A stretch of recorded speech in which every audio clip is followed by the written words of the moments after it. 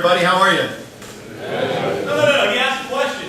How are you? There we go. My name is Tom Block. It's my privilege and pleasure to welcome you on behalf of FSU and the College of Education to the 19th Annual FSU Sport Management Conference. I work here at the university in a job outside of sports, but my whole career has been in sports. My background is as a sportscaster, and I'm a graduate of the very program, the master's program that you guys are in right now, class of 2005. So I'm glad to be a part of this. I know it's going to be a great couple of days. Let me do some housekeeping, and then I'll introduce our speaker, who happened to be in school at FSU the same time I was. We won't tell you when that was, but he and I go back just a little ways. First of all, how about a big round of applause for our organizers? You guys know them, Dr. Patrick and Dr. Keynote.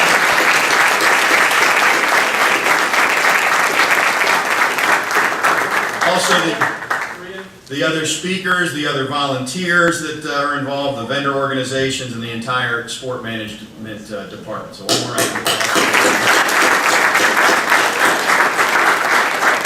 You've probably been taking a look at some of the information behind me. This conference is available electronically. You can go to sked.com, search sport management, and from there you can add the site to your home screen. It's interactive, so hopefully you follow it on Twitter. I did that today, and other forms of social media. Follow us on Snapchat as well. And just have fun. Use this as an opportunity to network, because you will find out in the world of sports and in the world of business in general. A lot of it is what you know, but a lot of it is also who you know. So this is an important 24 hours for you guys, so make the most of it over the next couple of days. As I mentioned, our keynote speaker, as we kick things off tonight, he and I were in school together at the same time, and I won't share the year. I will tell you that it was before the first annual Sport Management Conference, and also before the internet, as I think about it, Kevin. But he's an award-winning 20-year sports business and career development professional. He's an author. He's a business leadership coach. He spent more than a decade working with the NBA and traveling from NBA city to NBA city, working with the players in the league. He was the vice president of social responsibility and player programs for the NBA for 13 seasons, so from 2001 to 2014.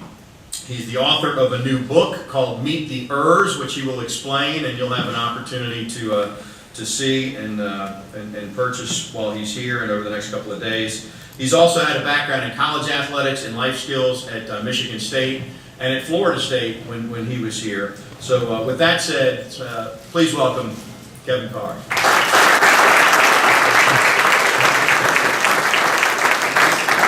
All right, thank you. Can everybody hear me?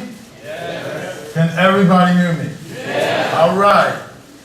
Okay, so I'm used to working with players. All right, so when I see all of you out there, I think of you as players. All right?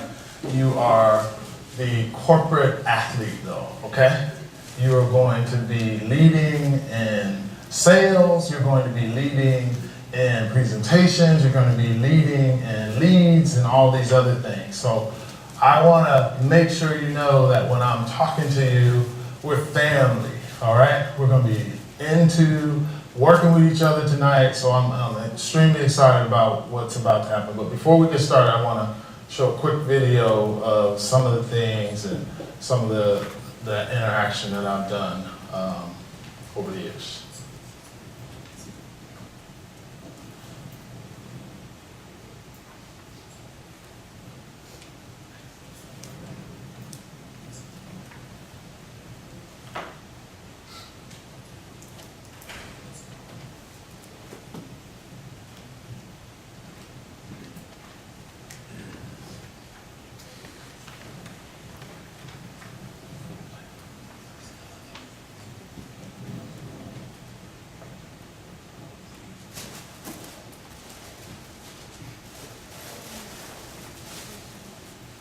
Little small difficulty, just a minute, we'll be right with you. There we go. Cool.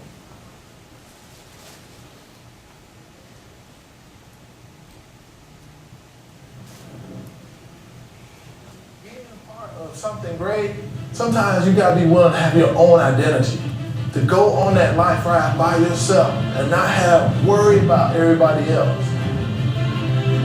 You gotta be willing to put it out all on the line. I'm not worried about what Jay-Z's doing. I'm not worried about what the latest fashion is doing. I'm not worried about whether I know the lyrics to a song. I'm not worried about what's coming on TV tonight. I'm handling my business. The reason why I've got to be able to be one of those people that help those players get to the next level, because talent is not going to be enough. Say it with me. Talent is not going to be enough. Your talent is giving you a chance to play at one of the highest levels in college sports. But if you want to take it to the next level, you've got to be able to do some things that go far beyond sport. Average age of a player when they retire from the NBA, 28 years of age. So what are you going to do with your career? What are you going to do? That's why you're here. Part of that is understanding, going to classes, using your academics, meeting people, networking, but it's all about your preparation. All about your preparation. All right. What was I doing there? Anybody can say? Anybody? What was I doing? Who was I talking to? I was talking to players, obviously, but who was I talking to? Can you tell? Yeah. Excellent. Were you in my locker room? At Florida State at one. Yeah, I was in Florida State football at one of those. This one right here, that's a locker room that Shaquille O'Neal donated to LSU. So we go and we talk with different players and different athletes about their transition and their overall involvement in sports. But let me dial back. Anybody travel here? Anybody travel a lot? Travel from time to time? Travel? Everybody takes a plane ride, right? Everybody's walking through the airport. Everybody's just minding your own business, waiting for your flight. You've been there, right? You've been to that space. All right, so one day I'm in the airport, and this guy, he kind of sees me, and he's just like, he's startled. And he says, "Oh my God, it's you. I can't believe it's you. I told my friends one day I would meet you. I told my brothers I would meet you. I told my mom I would meet you, and you're finally here." And he starts just taking pictures. While he's talking, I said, "Hey man, who are you? You with TMZ or something? What's going on?" He says, "No." He said, "I knew one day I'd meet you. I knew one day I'd meet you." He said, "It's an honor. It's a privilege to meet you, Mr. Eddie Murphy." Why y'all laughing? Y'all don't think I look like Eddie? Come on. I do, a little, slightly. Seriously, I get that sometimes when I go places. I get clean shaven, low haircut. It just happens. I can be standing somewhere. But in reality, I do have somebody that looks like me. Anybody got a twin in this audience? Twin? Back here, identical? Identical? All right. I got a twin. Now, I was in the store the other day, this guy shouted me out, Key, can't believe it, Key. I was like, is he calling me? And he just started, he said, "Keith, I can't believe you're not talking to me, man. I can't believe it." I was like, "Dude, I don't know you. I don't know you, man." He's like, "Oh my God, yes. My brother told me, your brother told me you had a twin." So you're a twin, you know what that's like. It happens all the time. So it's huge mistake by people from time to time. But I get it, I live with it, it's not a big deal. I'm able to work on that. This is me and my family. Love my family. Fun. I've got 4 kids. My sister's in there. My mom's in there too. Huge opportunity. The fam. Gotta have. Everybody loves their family. Good family. I'm putting that in there because it's a huge, important part of this business from time to time that often gets lost. And I want to talk to you a little bit about that a little bit later. But the family is a huge part of what has helped me be successful in my business currently and my career in sports. This is me at Florida State. Why are you laughing? This is my ID. Remember that? Back in the corner on the left here? That's my first ID. I still have it. You guys hold on to yours. You'll be like looking for that one day saying, I had all the hair. I didn't have any of these wrinkles. I didn't have any gray. One day. But no, I was involved in Chiefs. I was involved in fraternity. Anybody heard of the Alpha Phi Alpha fraternity here? All right, that's the organization I joined, a service fraternity, and graduated. I came through a program called College Reach Out Programs. It's a bridge program, it's a summer program. And the fact of the matter is, I really shouldn't have been at FSU, to be honest with you. When I was younger, my mom and dad fought a lot.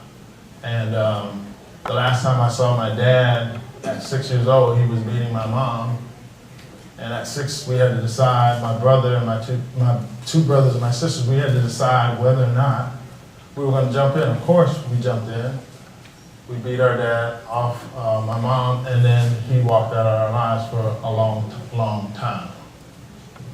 So we went from having a normal life to a life of poverty. We moved into what they would call Section A, or the projects. Anybody know what that means? All right, so all kinds of things happened in the projects. We lived off what they call government assistance. That's like EBT, they call it now. But back then it was called food stamps, called welfare. My friends weren't the kind of friends sometimes that you wanted to be around. So my mom made a business that our number one thing was to go to school and to stay out of trouble. And guess what? My mom meant it. Anybody got a mom who means what she says and says what she means? Okay, so my mom was 5'10" and wore a size 11. And her name was Emma Lou, all right? She was from Campobello, South Carolina. One stoplight. She went to a segregated high school, Mary McLeod Bethune High School, in the 60s. So she did not have a lot of room for play in her life. And when our dad walked out, she said, you fear two people. Anybody can tell the two people? You fear me and God, all right? And my mom really was a big proponent. We had no TV during this week. You earned TV at the end of the week after you did your chores on Friday night or by Saturday morning, all right? And on Sundays, you had to read a book after church and give a book report. Guess why? Because she said, you might live in poverty, but you don't have to have a poverty mentality. She said, if you live here, you'll get sucked in, so I'm gonna help you take your mind other places. You read this book, it'll help you see and hear and think about what Paris is like. You read this book, it'll help you understand what science is, math is, etc. So we read books on Sunday and then talked, and then we were able to watch some TV. So a little bit of normalcy. Why is that important? Because one day, my mom came home and she said, guess what? In the middle of the night, she came home and she says, I'm gonna wake you up a little bit later and we're gonna make a move. She wakes us up at 1 o'clock in the morning, bags already packed, we have no idea what she's doing. She says, we're gonna take a long drive. Unbeknownst to us, we drive from Connecticut all the way to Florida, and we live with my mom's sister. She has a low economic housing situation too. So now we're in a place with 2 women, 6 kids, my 2 cousins, and the 4 of us. And we're all still living on the food stamps and et cetera, et cetera. And my mom says, I did that because I read about this place. I read about this place that's going to be able to get a job. I'm gonna be able to get a job, but I gotta be an apprentice. I gotta toil. I gotta struggle and figure out what they want me to do. I gotta learn a vocation. I gotta go to school. I gotta learn a trade. And in a couple of years, if I do that, I'll be able to get maybe a full-time job. Long story short, she struggles, she hustles. I hear her keys as a kid in my ear at 5 o'clock in the morning, jingling, going out the door to go to work. We get ourselves up, we go to school, she leaves a note. When you get home, take the chicken out of the freezer, so when I come, I can cook. And then I'm gonna go back to school, all right? Anybody do that in their house? We had to do it. We almost prepared all our meals, et cetera, et cetera. All right. One day she comes home and she says, guess what? I finally got that job. I've been going and going and going, and now I only have to have one job. Thank the Lord. Unbeknownst to us, she got a job at one of the best places to work, and we didn't even know it. And she got the job because she read. She ended up having a 36-year career and retired a couple years ago from Walt Disney World. She started there in '79 when it opened, and she retired. Full benefits for a lifetime, gold member. I still get to go to Disneyland as a kid with my kids. So, thanks, Mom. Thanks, family.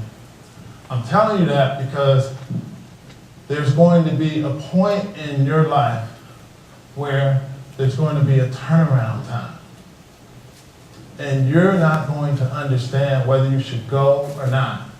My mom showed me early what a turnaround time it was. She could have turned around and just stayed right there, but she said, no, I'm going to forge ahead and get an education. And it created a thought process in me very early to see what struggle was like. Like I said, my mom didn't play. So I didn't have any room to mess up. We had perfect attendance in my house. You went to school on your deathbed in my house, okay? You only were going to stay home if you were totally ill because my mom couldn't afford to miss work. So I had a very unique, different, hard upbringing. This is my brother, played at Florida State. He worked very hard to get that Florida State scholarship. He was one of the top offensive linemen in the country. Out of high school, he wrestled. He's the third best wrestler in the state of Florida at the time. He went to Florida State because he worked very hard. He's a guy that spent summers working on everything you could imagine, on every camp he could. I learned from him what it was like to work hard as an athlete. I played football, did some wrestling, track. Wasn't as good as he was. I liked playing. I didn't love it like he did. But when I saw his work ethic, when I saw his abilities get rewarded, we had Bobby Bowden come to the house. We had Alabama come to the house. We had Tennessee. We had Georgia. We had LSU. We had Iowa. We had Ohio State. Those were wrestling schools. He could have got a wrestling scholarship as well. I saw what hard work did. So there's two members in my family showing me how hard work is laid out and how hard work is done. So when I get my chance, I finally get to FSU like I showed you, and I do what I do. But a funny thing happened, or an unfortunate thing happened to my brother. His goal was to get a college scholarship. But his goal wasn't big enough because inside of a year and a half after an injury, he ended up not being eligible and became ineligible and could not get back eligible to get back into Florida State, and his career was over within 2 years. All those years of hard work, all those years of struggle, he was back home where I was. So it's my turn to go to college. I see that, and I say, you know what? My goal is not only to go to college, but to go to college and what? Graduate. Go to college and do well. Not just be here, but go to college and graduate.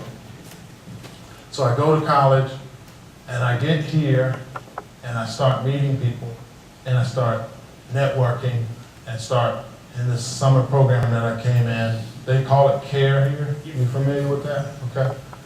So that CARE program got me through my undergrad. I got to a point where I went back home, and I got a call to come back to Florida State, and I came back, and I pursued my master's degree. I pursued it in human resource management. I wanted to work within systems, help organizations get better, help people get better, but I had this thought about my brother. Like, how do I help guys like him? How do I help people who are struggling when they come into systems and transition better? So this was the first experience that I had. So when I got to college and I came back, when I came back from college the first time, my brother was home. He had ballooned from a solid 300 pounds, rock solid, to a 380 pounds guy. His job at Disney World was to be a street sweeper. You seen those street sweeper guys at Disney? Just imagine almost a 400-pound guy with a little broom and a little pail sweeping. How do you go from one of the best athletes in the state of Florida to sweeping streets? In my family, it can happen to anybody. So in my mind, I'm saying, how can I help guys like my brother struggle? So the opportunity of a lifetime came to me. And this is where you don't know where your opportunities are going to come from. I'm doing my graduate work. Anybody a graduate assistant here? Most everybody, or people have graduate assistant jobs? I went to school about 9 to 12 hours. And then from my 9 to 12 hours, I worked 30 hours on campus, all right? So with that, I got this job with this CARES program as a graduate assistant manager. And in that program, there were different athletes, and I was helping them as well as regular students. So one day, my boss says, hey, go with me on this job interview. There's this guy from Nebraska coming. He's interviewing for a job. And the job is assistant or associate AD for academic student-athlete affairs. I say, nah, I don't want to go. I got work. I'm in graduate school. I'm trying to get my thesis done, right? You guys know what that's like, right? So I go and get my thesis, and I'm working on it, and she says, no, come with me to lunch. Come with me to lunch. And I say, you haven't said the magic word. And she says, oh, Chili's Big Mouth Burger. I say, okay, good. I'm down. I'm in. She says, be ready to go tomorrow. I do my homework on this guy. I research, and he is somebody I want to meet. So I go to the meeting, I'm dressed, and she says, don't say much unless he talks about sports. You went to school here, your brother went to school here, you know about sports. You know about this campus. She says, during the lunch, I'm eating, I'm done. Her and the guy, Dr. Gruters, they finished talking, and then all of a sudden she says, okay, Kevin, get Dr. Gruters back to lunch, back to his interview. I'm gonna leave because I have another meeting on campus. So I say, okay. And at that meeting, she leaves, and Dr. Gruters says to me, he says, hey, I want to talk to you. You've been a student here. What is it like to be a student here? What is the culture like? You know, I'm coming from Nebraska. You're a minority student, so tell me what that's like. So I talked to him. I said, you really don't want to know what that's like? And he said, yes, I do. I said, okay. I said, guess what? I got through the system, but someone very similar to me wasn't able to get through the system like an athlete. I said, if I were you, when you come here, I'd make sure you have programs that support your student athletes. You need to make sure they help student athletes understand that they might have some learning challenges if they haven't been strong students when they leave the college. If they didn't work and had a job, if they didn't have opportunities to network and et cetera, make sure you help them with that. And he says, great. I'll keep that in mind. I said, and another thing, you might want to add this in your program. And another thing, and we end up having another half an hour conversation. So when I get back to the office, my boss says to me, she says, Kevin, what did you say? What did you say to him? What did you say? And I said, what do you mean? She said, he said, you got all loud on him and a little enthusiastic and et cetera, and he also asked me something else. I said, you know what, I'm sorry. He asked me about what my thoughts were. I got real passionate because it was my brother. He's working with student athletes. She said, you know what he asked me? He said, what were your plans for him when he graduated and finished his thesis. Because if I get this job, I want him to come work for me. That was the beginning of the beginning for me. He gets the job, he calls me up, and he says, hey, I'm on campus now. I got a couple jobs. Now let me tell you something. I'm not giving you a job. You can earn a job. I've got a couple jobs here, and I think you could be a good fit, because I think you have it. And I said, what's it? He says, you have inner talent. I see it. You need somebody to help get it out of you, though. And guess what? You could not be good at this job that I got. You can be great at it. Because I believe you have this balance thing going on. That it's not just about sports, it's about helping people. So why don't you think about that? I apply for the job, and I get the job, and I begin to work in sports. My first job ever was here at Florida State. And I come in at a great time. My first gig in my first year was the year that Florida State won the national championship. I get to work initially not with football, not with basketball. So I go into Gruder's office and I say, Dr. Gruders, I thought you said you were going to hire me to help make a difference with students. And he says, what do you mean? I said, man, did you notice I'm a brother? I need basketball. I need football. You got me with cross country. You got me with tennis. You got me with golf. Come on, man. He says, guess what?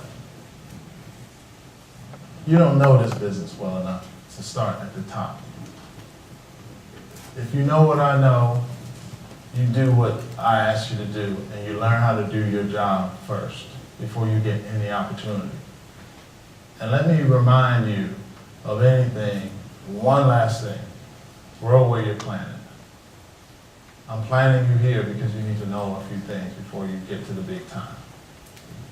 So when you start your first jobs, you may not get a chance to come in at a great timing like I did, and we go and win a championship at Florida State. I didn't start at the top, but I started where he wanted me to start, and I learned that job. So I'm here to tell you, if you will begin to go where you're guided, and you plant your seeds, and you plant yourself, and you figure out what they hired you to do. Because guess what? Within 6 months, he had me hooked in with football. Because I began to recruit, and I began to talk to the players in a way that when the parents were sitting around the table, when I would talk, they'd go, mm-hmm. They'd go, mm-hmm. Let him talk a little bit. Be quiet, be quiet. Let him talk a little bit. He went to school here. I want to hear what he has to say. And that was the beginning of some of the things that I had to really offer to differentiate myself, to compete with my colleagues to get advances, all right? So, you've seen me before in a high level, but you didn't know that you saw me. Who can tell me where they saw me before and one of the careers that I had? Anybody? Who can tell me? Anybody? You about to get on the mic? Oh, okay, that's what I said. Go ahead. I'm just going to give out the mic. Okay. Anybody can guess? I said it earlier.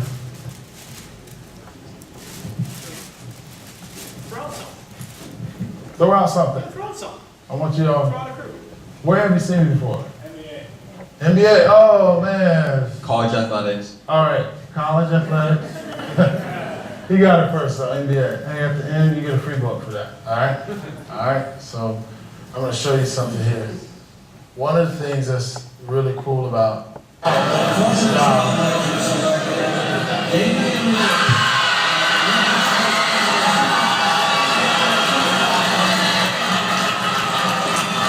Damian Lillard.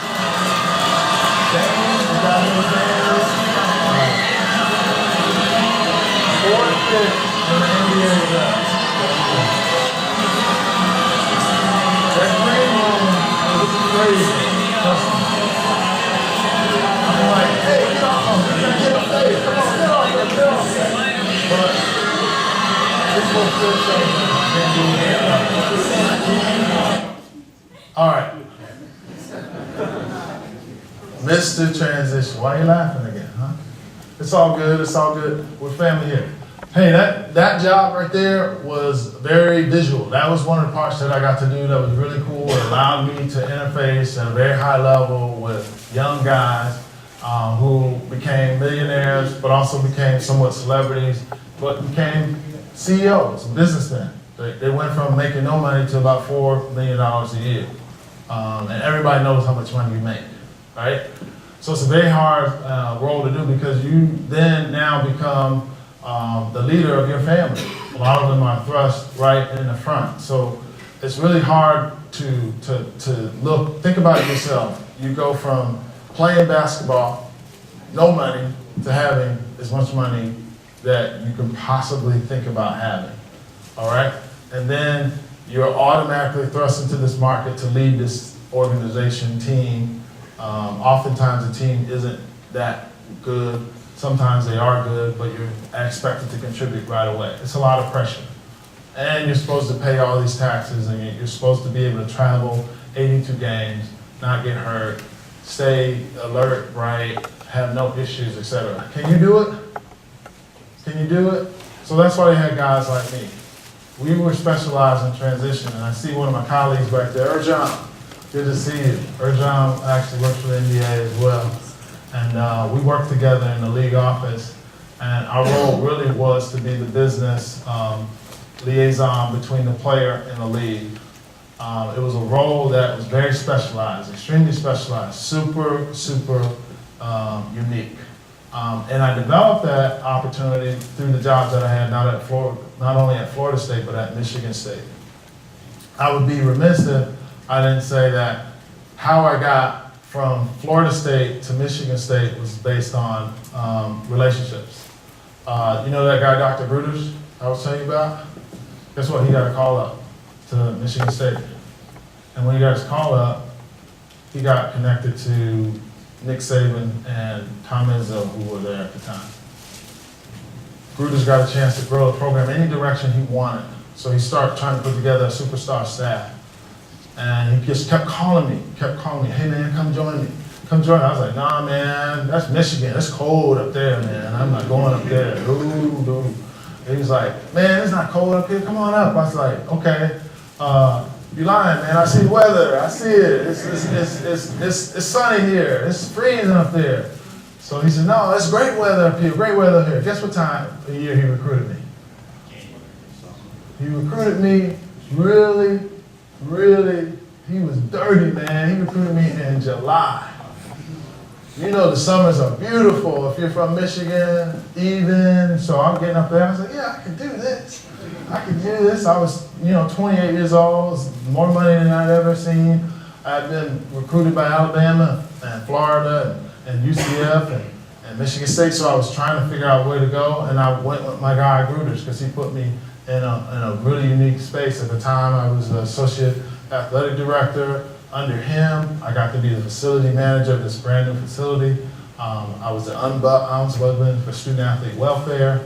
And I ended up starting a kinesiology course for student athletes. So I got a lot of opportunity very young at 28 to lead a program that was on probation. And within 5 years, the program became what they call a program of excellence. That's generally like winning the Heisman for your work. So within 5 years, we go from this lowly program to obscure, high level, right up there with Notre Dame, et cetera. And the people I'm reporting to, Bruters, I'm walking in the office with Saban. Sometimes he would yell at me, I don't know why, but it would be like, hey, we have a meeting, right, coach? And he'd be like, what are you doing in my office? I'd be like, coach, you just said I was supposed to be here. No, get out. And I'd be like, oh man, I don't understand. And then other times, with Izzo, very likable guy, extremely hardworking, give me the shirt off his back, and very very hardworking. But I will tell you, both of those guys, I learned a lot working with, and just as luck would have it, we ended up going from a 6-5 to 9-2 with Saban, and going to 3 Final Fours and winning my second championship with the organization in basketball. So now I have a championship football ring, championship basketball ring. I even got an ice hockey Final Four ring, and I don't believe in ice skate, but I have a big appreciation for working with Coach Ron Mason and his team, and understanding what it took to help win in all types of sports. So I was really blessed, so much so that my time getting to the NBA, again, another opportunity. I got a call one day in my office, and someone said, this is Kim from the NBA. And I'm like, really, Kim? Really? And they're like, yeah, this is Kim from the NBA. We heard about you. We want to talk to you. I was like, yeah, okay. I'm thinking it's one of my friends, because we always would joke, like, what if you get that call one day? You know how you think, and one day you're going to get that call? I actually got it. I really did. I actually got that call. And it was like 4 phone calls, and then they made a job offer. And I'm like, okay, like, this is big time. Like, you don't go interview, they actually pick you, they said they studied you, they know they check your references, you just gotta give them a few more. They throw a term out, and guess what? I'm doing all this, and then the family comes back into play. My wife says, no, we don't want to go to New York. I like it here. We have a brand new baby. We have a brand new house. I like it here. I don't want to go. So I go, guess what? NBA, I can't go. My wife, we're going to stay here. So they said, okay, no problem. Guess what? Couple months later, this is Kim. Kim, what's up? She says, Kevin, we really want you. How do we get you? I was like, you gotta recruit my wife, man. I'm good. You gotta go recruit my wife. They're like, okay, here's the plan. Here's the plan. We're gonna fly you guys to New York. It's about Janice. Anything about you. So Janice comes in, and then she ends up talking, and they look at trying to help her get acclimated and everything. And really, the actuality was, it was going to be a tough situation, because here we are as a brand new family, and 9/11 had just happened. All right? So think about it, you have this brand new baby, and somebody's saying, come to New York. So it's sort of like, what do? So we're a praying family, so we talk about it, and we just pray on it, and then we move forward. So in the middle of the night, she taps my shoulder, she says, guess what? Let's go to New York. Let's see what we made of. And we go to New York. I don't start at the top. I start at where I'm planted, right? So I start with the what? Guess what? Guess where I would start at the NBA? The D League. Who said it? It's now called the G League, but I started the D League.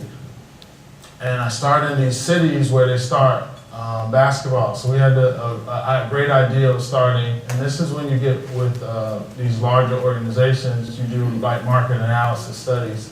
And the NBA studied where in America did they want to start a league, and they decided they wanted to start in the South. So they started with 8 teams in the Southeast. Anybody remember this story? Anybody? Okay. So we start the teams in the South, and I begin to travel.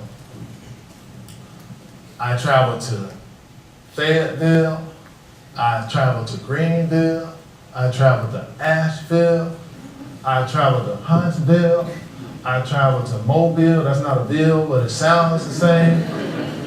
So we're just going to Roanoke, we're going to all these places. I'm taking 2 planes, 3 planes to get to a place.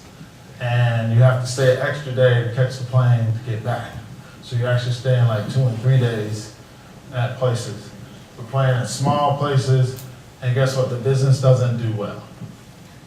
And the first year, we hire all these great people to come in and do a great job, and guess what? The business loses so much money, we end up letting people go. That can happen to you. You can start, sorry it didn't work out.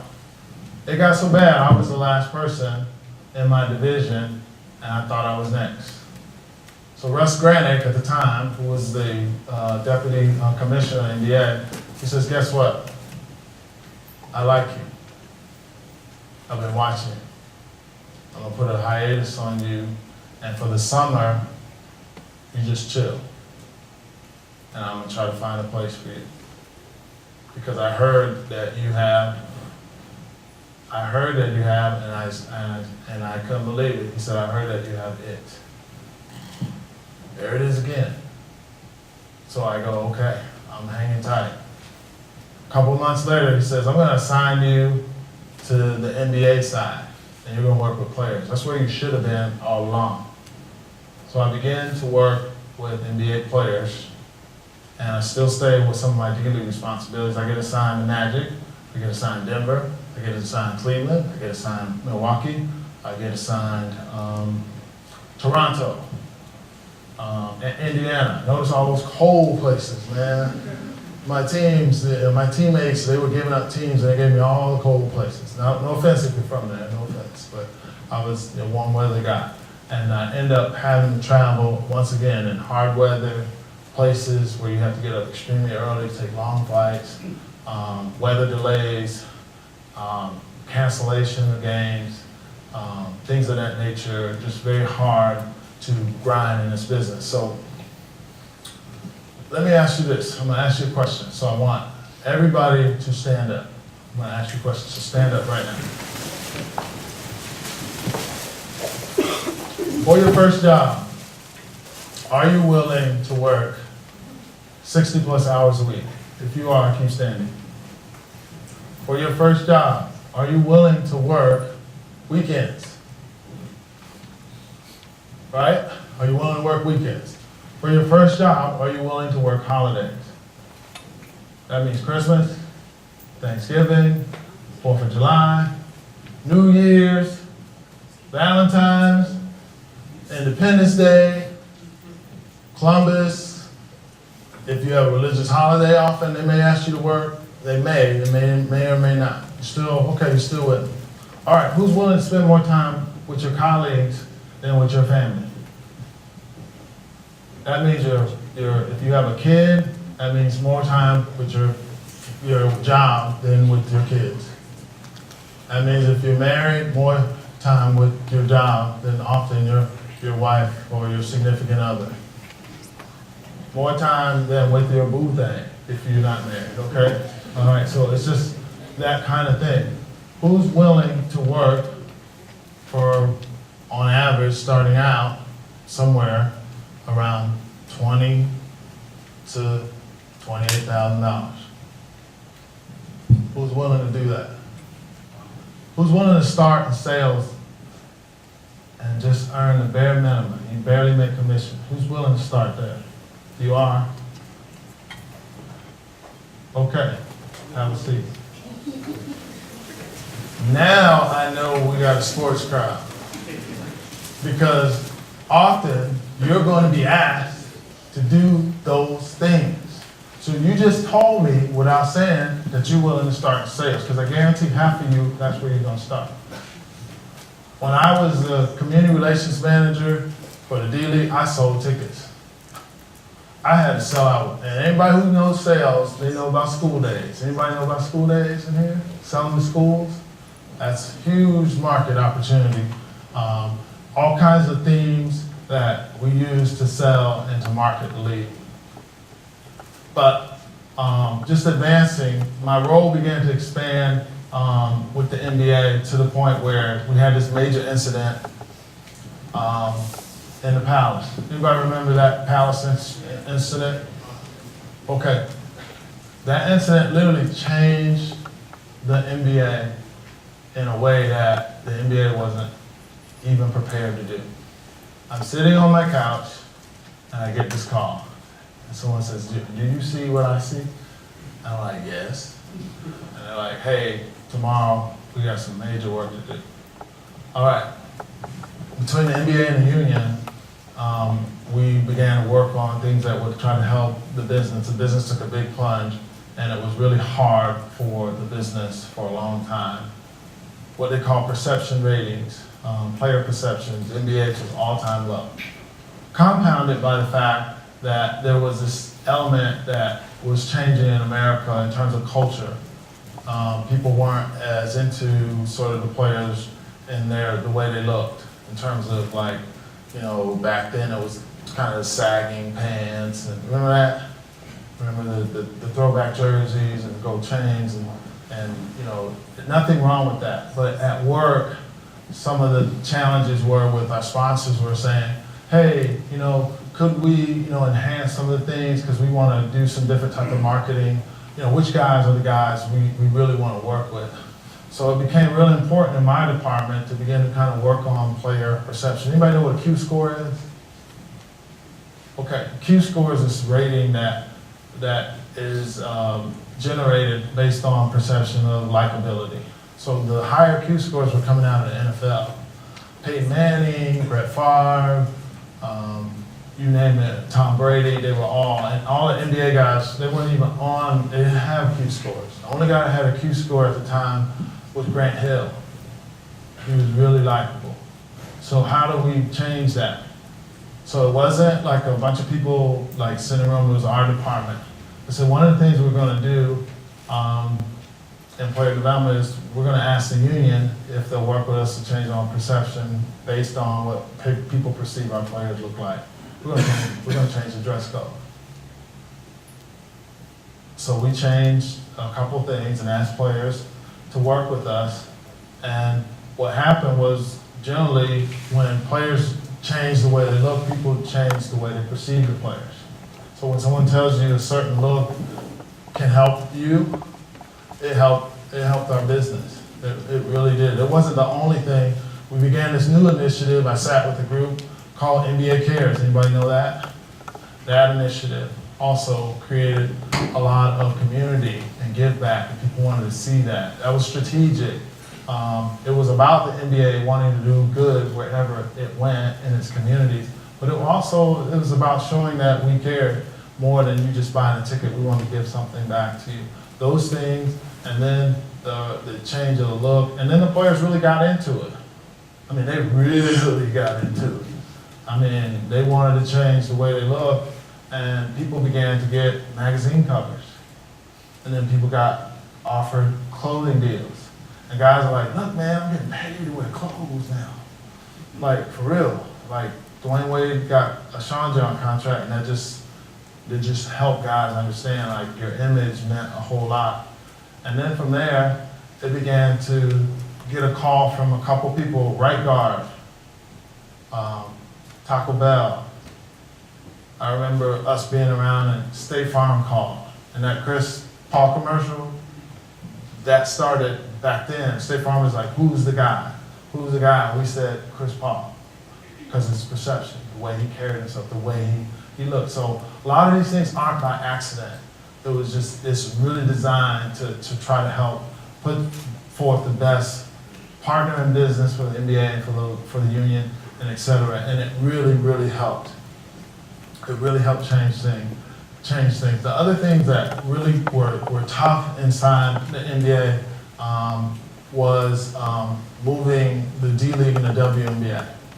You know, those are still evolving businesses, but it was a challenge because a lot of people, obviously you see the NBA product extremely global, you see these other products, and they don't get as much exposure, so you really have to work hard at that. I had more opportunity to work on the D League side than the W, but those were our businesses and products that certainly have a whole line of strategy and a whole lot of development that the NBA has put into and will continue and has continued, and it's gotten better. It's gotten better and better and better.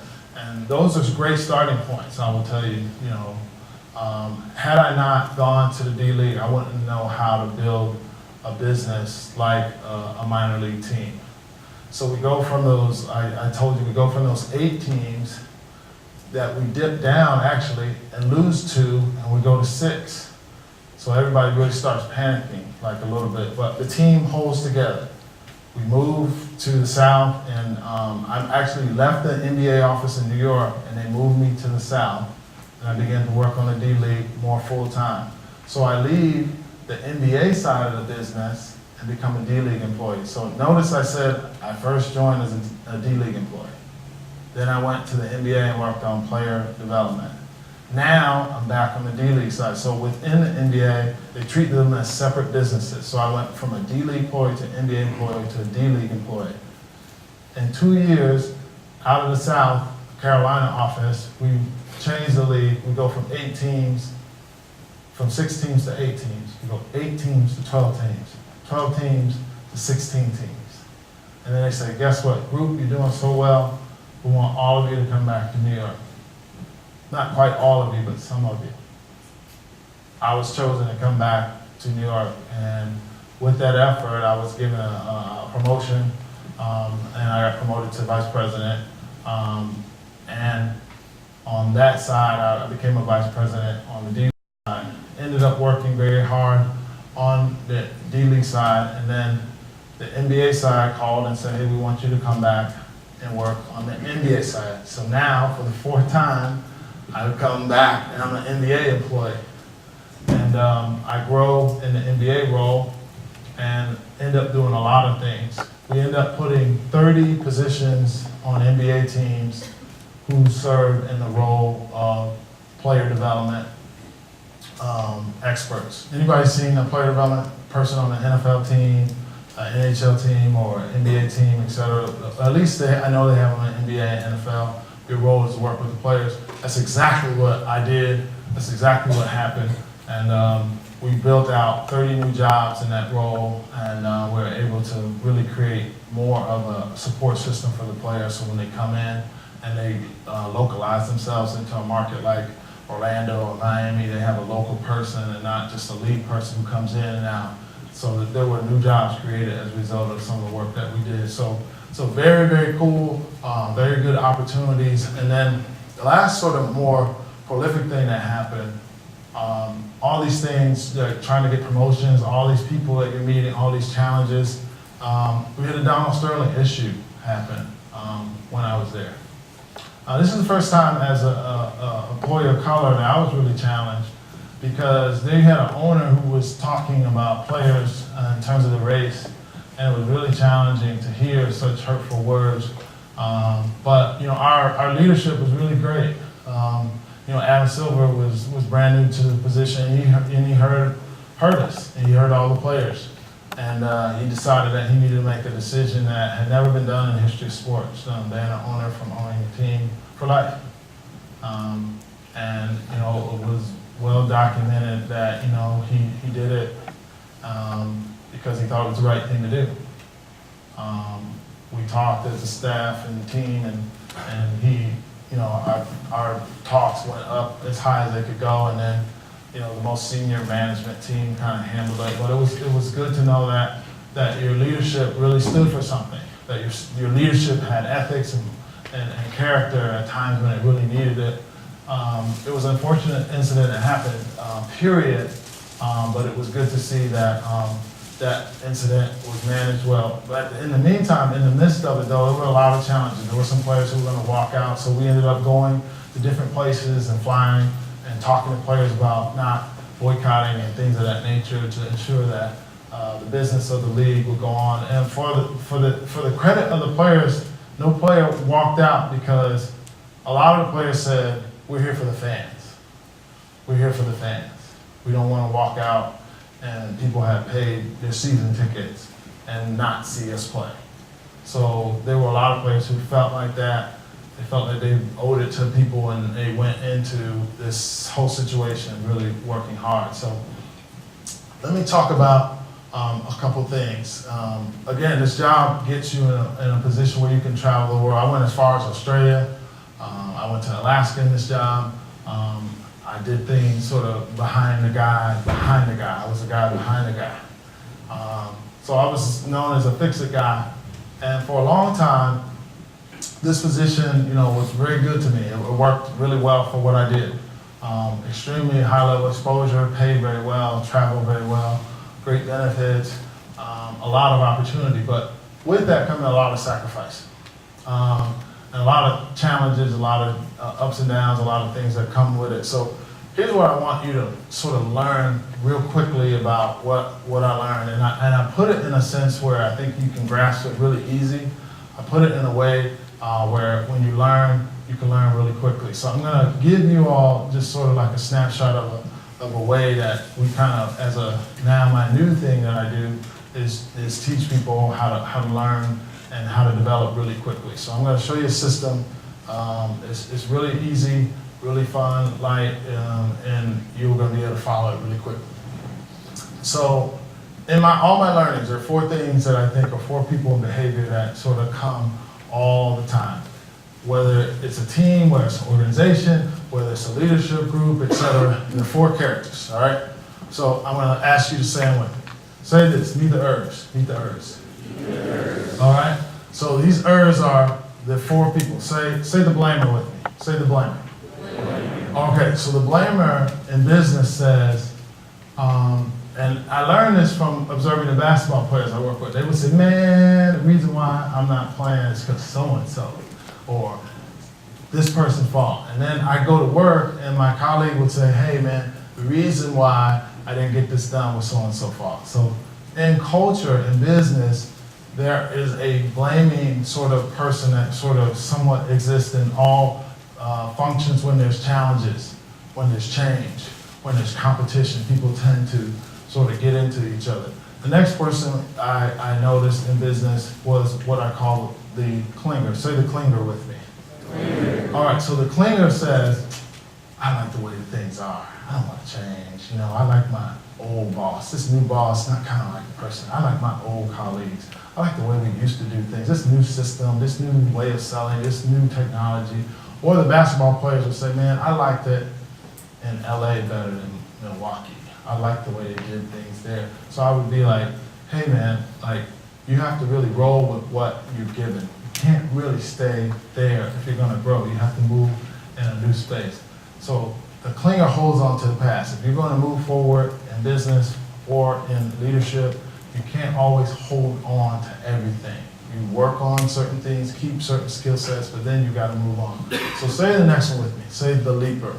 Leaper. Okay, the leaper says, hey, I know what I'm doing. I really don't have to hang out with you all. I kind of got this, you know, so I'm gonna let you guys kind of work over there. I'm gonna do my thing over here.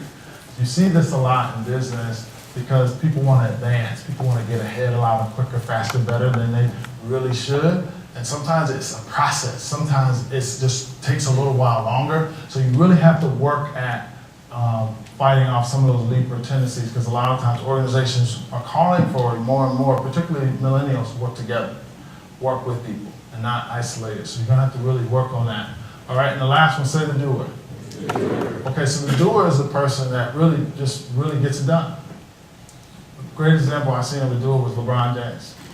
He just, straight out of high school, just got it done. No college, never saw anything like it. I have not ever met a player like him. Just automatically, just whatever is in him, he's figured it out. He's managed to stay in complete control of his career and maximize every opportunity. All right?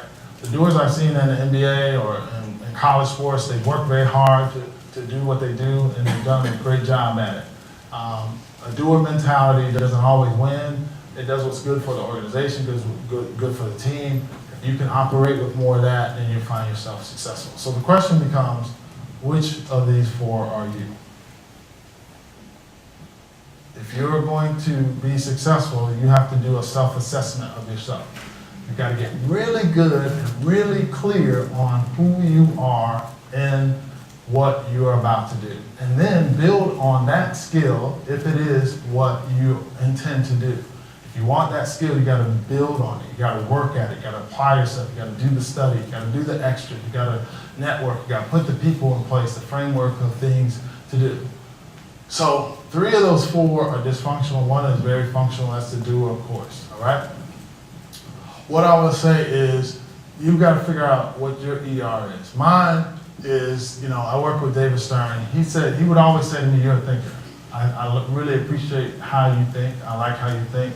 You're also someone who, at least I figured out, I strive very hard, and I really try to be creative in what I do. I really work at it, and it's really gotten me, fairly to the places that I've gone to, and I'm very, very appreciative of that." So, how do you develop these?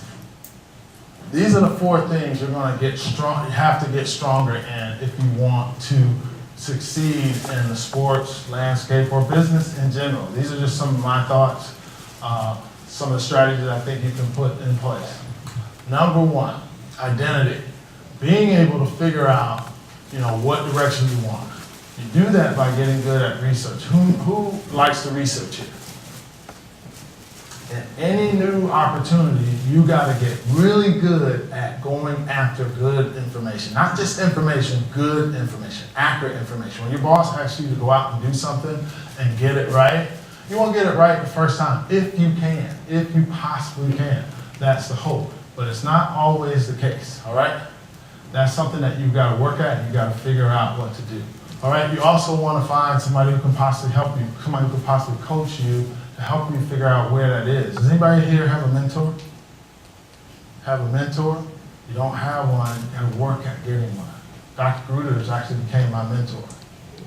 Until he passed away, he was my best asset in business.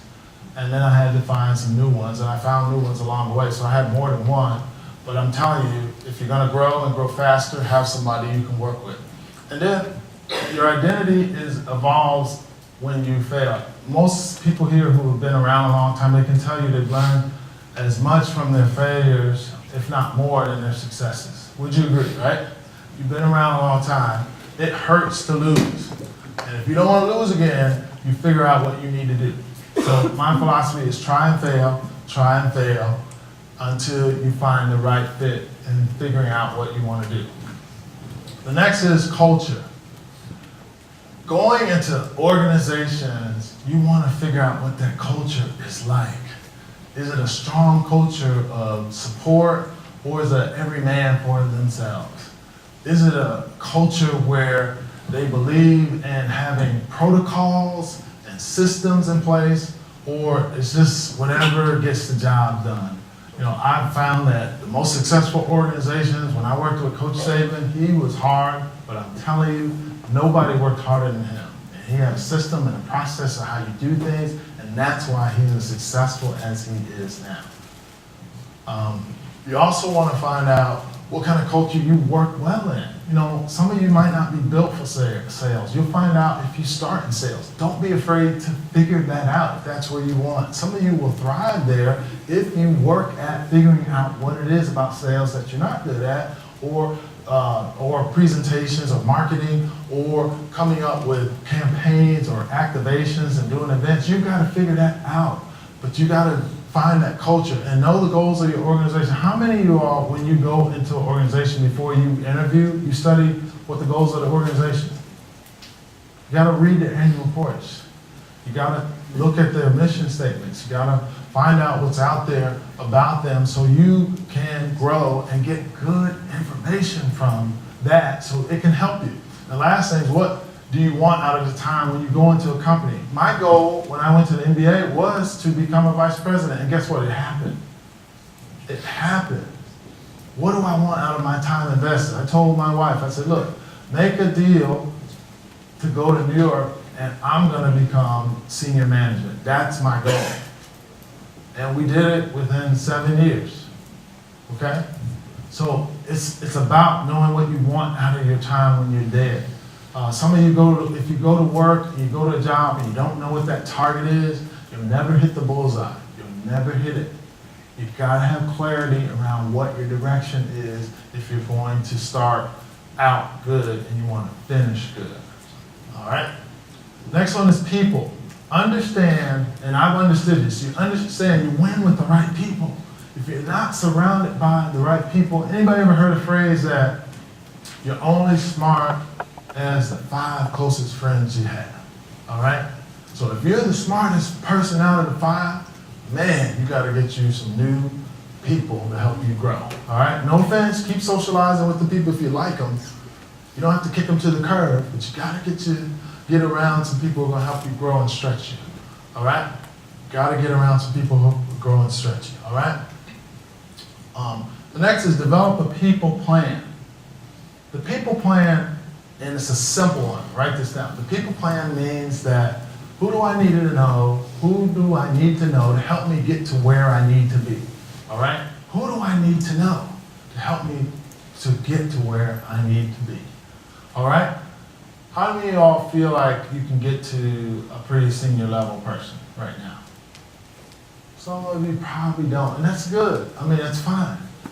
But now you got to start figuring out who do I need to know to help me get to know some of those people at an NBA, at an NFL, at an NHL, at an MLB, or at a college or university, or at a youth sports organization that I want to work at, all right? Or with an agency. You've got to start mapping out. You're probably, 2 or 3 people, 1 or 2 people from that person, if you really, really do, again, research and get good information, like I said. Know the people around you, know their capabilities, their inabilities, and then, when you're really trying to get around the right people, it's going to be lonely.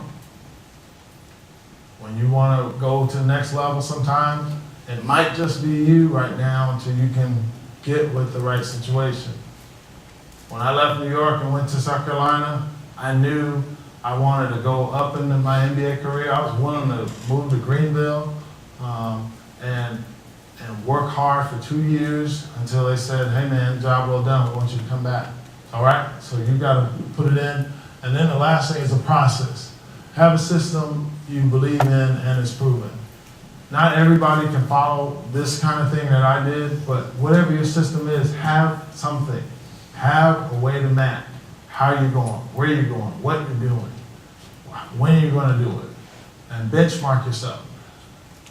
You've got to have consistency. I had a guy who worked for me named Darius Taylor, and Darius would call me like every other month. He would call me, just consistent. And I said, no, Darius, I don't have a job. But Darius was consistent. He was consistent. So guess what? 3 years later, after he called me, I said, Darius, guess what? I got a job. And again, I had to tell him, I can't give it to you, right? But over those 3 years, I got to know him. And when he came in an interview, he didn't do the best. He didn't have a great interview. So guess what? Everybody on that interview team was like, man, I sure wouldn't pick him. I sure wouldn't pick him. And guess what I did? I said, I want him. Because I know him. I know what he's like. He's consistent. He can do a good job. And guess what? When he came in, he didn't do well on the interview. But when he got in, he was a phenomenal employee, and in a short time, he became one of the most valued team members. And people said to me, who interviewed him at the same time, they said, how did you know? How did you know that was the guy? You are a genius. He is the best team member we've hired in a long time. How did you know? Because his interview was not good. It's a consistency. He called me every other month for 3 years. That guy has something about him that made me believe that if he got here and we trained him up, he would be excellent. And he was. So consistency really matters. All right? So, what can I tell you? When I began to think about my NBA departure, you say, you worked at the NBA, Kevin. The NBA, like that's up there with hockey, baseball, football, right? You guys like, that's the NBA, right? That's a dream job, right? For a lot of people. I would agree. But there comes a time where you gotta figure out kind of what works for you. So I went back into trying to figure out, when you make the move from one opportunity to the next, what do you have to factor in? What's gonna work for you? So I began to think about, I had reached my goals for the NBA, and I wanted to begin working on some new stuff. And I wanted to diversify beyond basketball. I wanted to work with lots of different things. I wanted to do amateur stuff. I wanted to do stuff with football. I wanted to do stuff with training and and leadership and management and organization. So I decided to talk it over with my wife. And she was like, you know, hey, you can do whatever it is you want to do. You just got to figure out and strategize with it. So this new entity that I have now is a new venture. We have been doing it for 3 years. It's going on year number 4, and we're doing really well. And the new company I have is the Pro to CEO brand. And we do a lot of work around transitioning people, transitioning organizations as a private sector sports organization. We're literally sort of that new wave of sports entrepreneurs. We found in our landscape there's opportunities to work private sector and have your own entity, small, nimble, quick, and we get to figure out and provide solutions to all types of clients. We work with athletes and we figure out and help them start businesses. We work with organizations and help them transform their staffs and make their teams better, make their people, make their organizations better. We actually do some events around the country where people ask us to come and help them make their events better. So we're doing things. We actually create products. The ERS book is a product. It's a training program that we bring people through. I brought you through a real quick, super hyper accelerated sort of touch of it. But it's a product where we talk about this newcomer who comes into the workplace like you guys, and you're gonna have to go out and compete and deal with change, challenge, competition, success, and failure over and over, over and over, over and over. And can you ascend? Can you get to the top and be that most doer-like person so you can achieve? And that character, that's not me, by the way. I know you guys are saying, that's him, that's not me, that's not me, all right? It's a fictional character. I'm a creative, I like to write, and I was able to create that. So let me talk about a couple things. So how do you get better with these ERS? There's a couple things. One of the things I believe in is sort of this concept of ingenuity. Ingenuity. You guys have a real neat opportunity before you in terms of being part of one of the most creative generations ever to come out in the workforce and use every single asset you've got to revolutionize sports, revolutionize business. It's not a more exciting time than I've ever seen in sports than what's happening right now. That you guys get to be early adopters, early leaders, early innovators in it.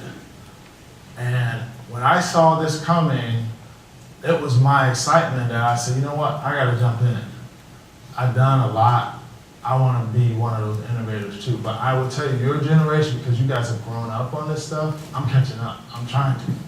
But it's hard for me, but it's easier for you all.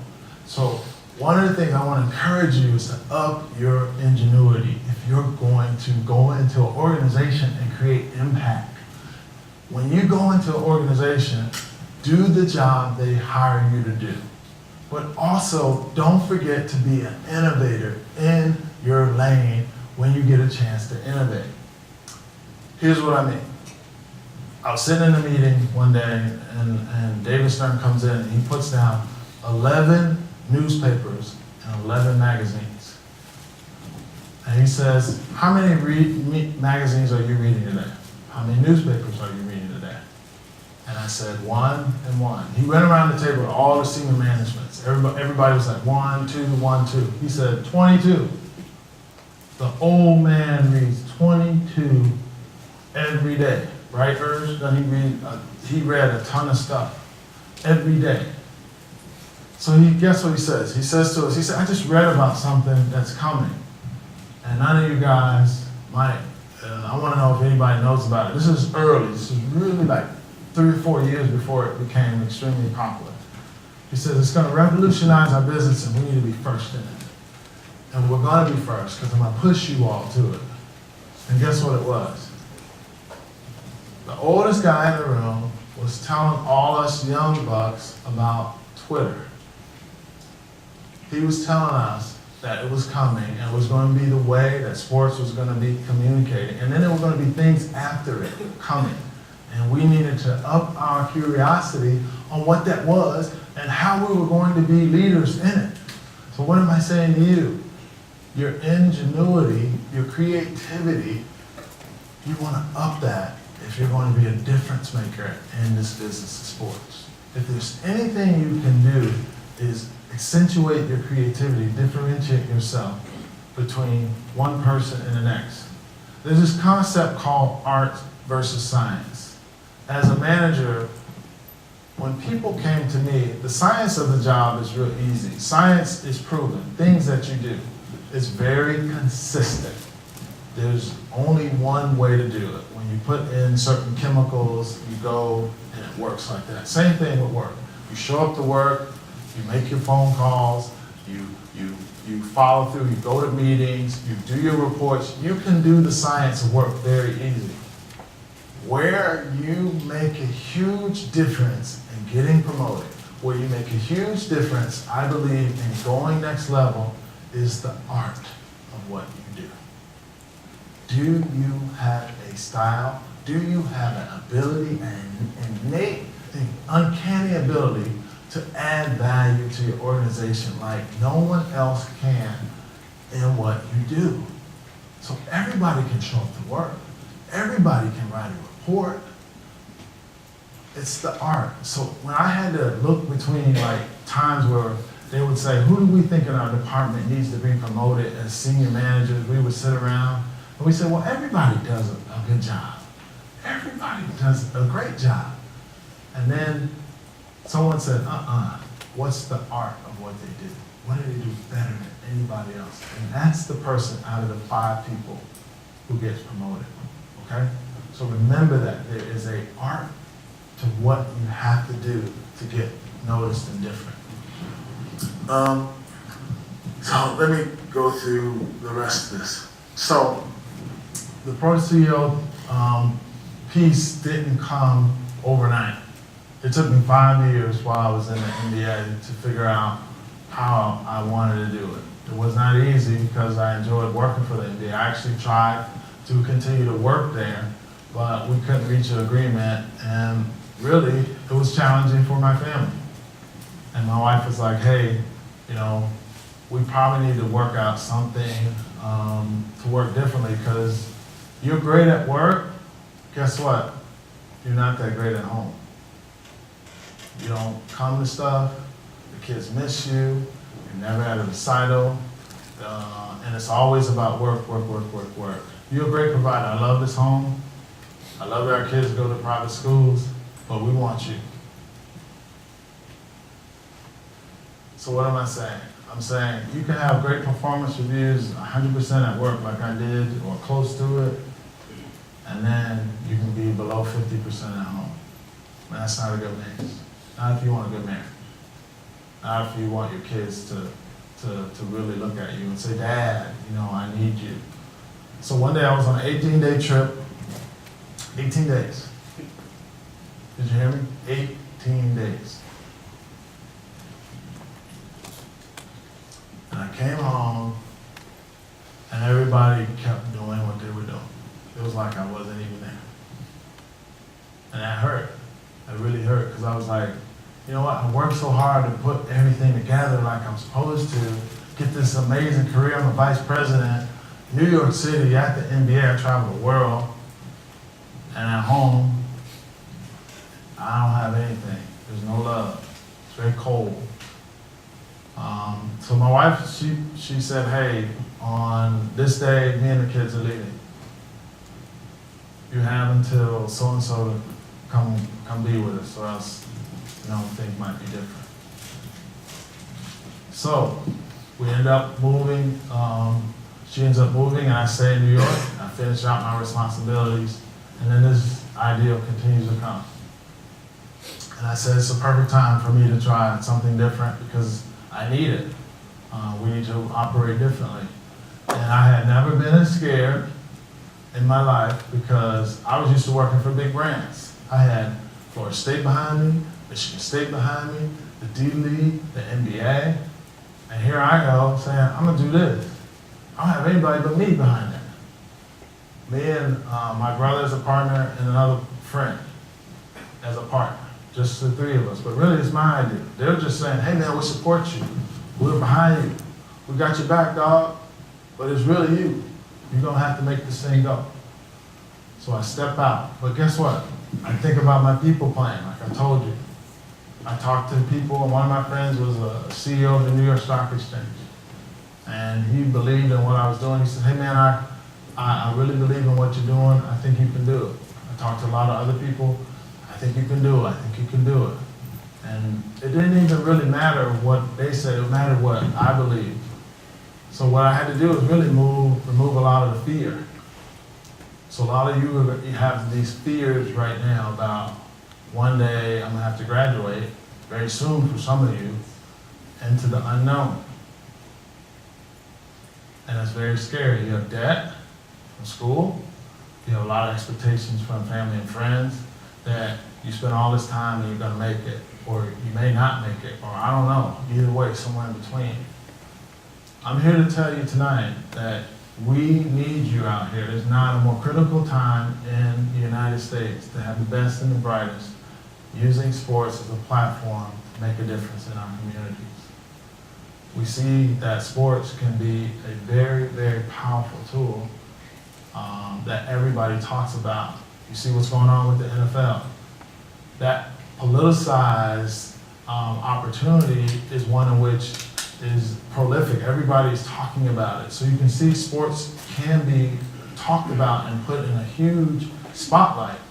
Now what happens down the road really is upon those individuals who are involved in it to see what happens. But what I'm saying, a platform in sports, it gets attention. And I think if you're not fearful, then turn it on and work hard. Put forth the right effort. Consistently study. Do the things that Dr. Pappas and all the other professors here are trying to get you to understand. One of the things I understood when I came out of Florida State was, first they gave me a great education, but I'm still going to have to leave here and apply myself and figure it out in terms of what it is that I wanted to do.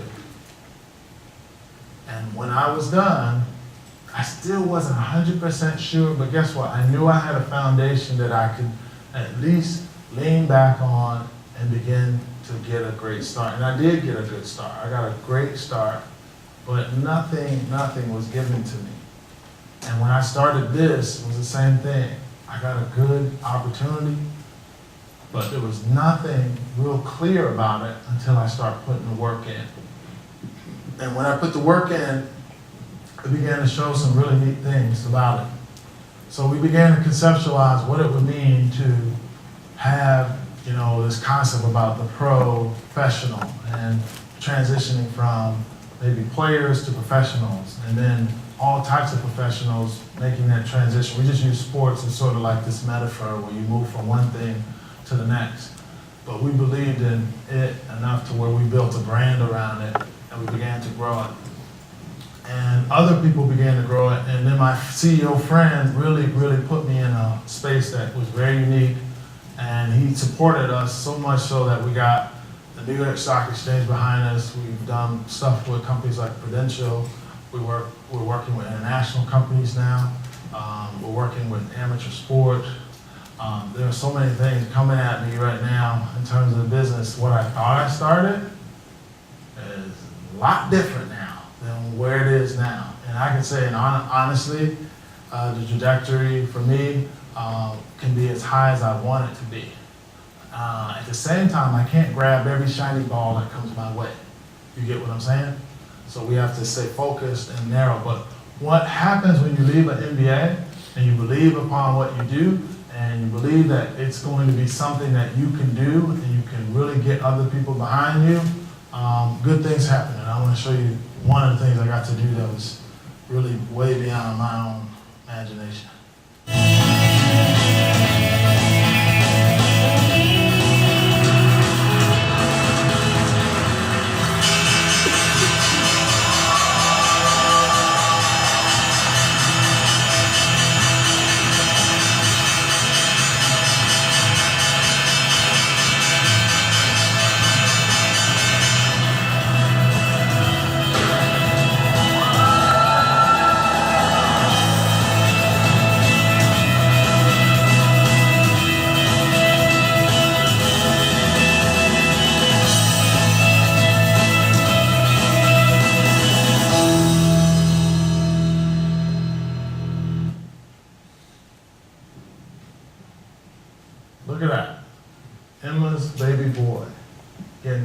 the bell on the stock exchange.